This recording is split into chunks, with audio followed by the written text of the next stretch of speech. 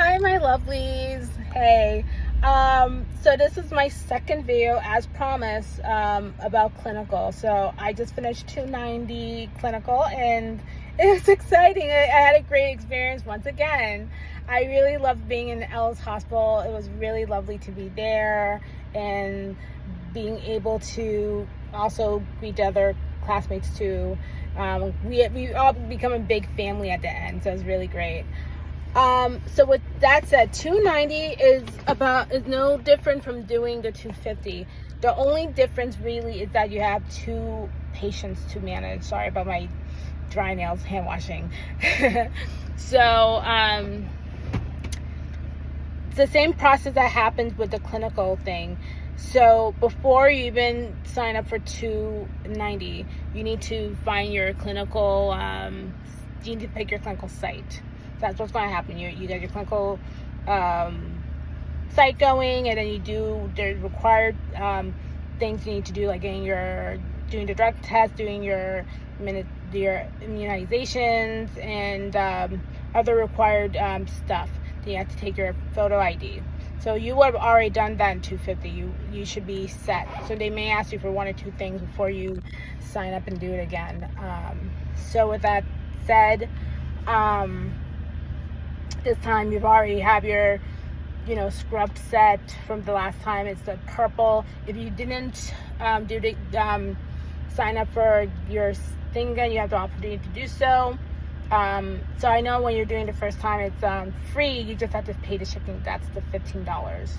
So the next thing with that is you have all that ready. You have to wear your white sneakers, and then you drive there or you fly there, whichever method to get there, really, right? So for those who live in New York, lucky you. And those who live close to the city, lucky you get to be there within minutes. For me, same thing, just like last time. Get the hotel, drive to Ellis, and you do your days there that are required. So before you get there, so this is something I think I neglected to say in the last video.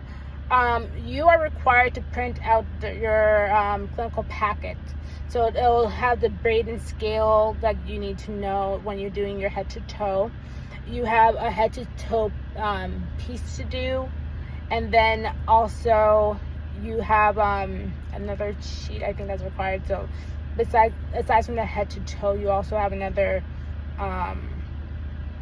skills sheet that you sign off that you did it, and the instructor will sign that. So you have to have that, so that way you're able to write down your skills you've done, and then put the time in.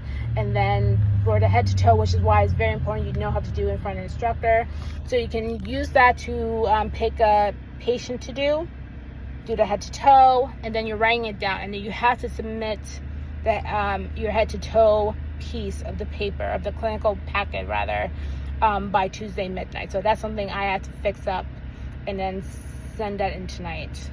So that's what happens when you're going there.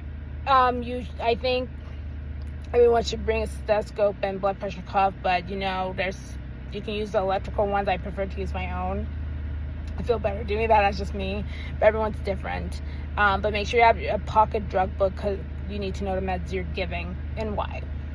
So there's one patient where I was not sure why they took the medication, but I just kind of guessed that she had wheezing going on, and then she had inflammation. So that's the only reason I guess she was on the fluticasone. But I know why it's normally given. So if someone has an allergy sort of symptom, they have nasal drip, any sort of nasal irritation or inflammation, that's why they give that. So it's important you need to know that kind of stuff.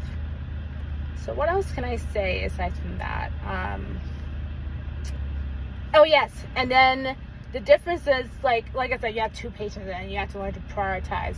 When you're there, you're looking up the instructor at first aid's going to give you your login, your password, and then you're going to have the experience of being a charge nurse.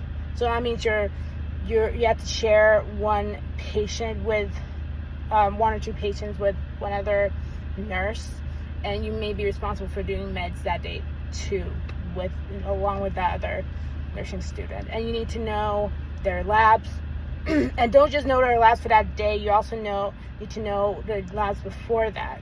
Are they trending up? Are they trending down? That kind of stuff. You need to know why they're there. Their other past medical history. So it's good to know, because that way the teacher will understand why you're there. And also know your SBAR, so SBAR, right? You need to understand that, because they may make you do an SBAR report, and it needs to be concise, it needs to be thorough, and so that way it gives a picture understanding of why the patient has to be seen. So it's a good practice. It's good for you to practice that as well before you go to clinical. But other than that, it was a wonderful experience. I passed, and I'm ready to finish tonight. I'm almost done. So remember, when you go to clinical, you're there to learn, okay? We're always learning. That's what we're there for. Don't be afraid to ask for help. We're all y'all are a team. And you're there to learn. Your instructor's a good guide. Be able to look up stuff, ask questions of things you don't know, and learn from somebody else. But I wish you the best, and I wish you luck. I have 3 more weeks left, so I'm so excited. But thank you for watching my videos. And yeah, if you have any questions, comment and message me. And yeah, have a wonderful day. Bye now.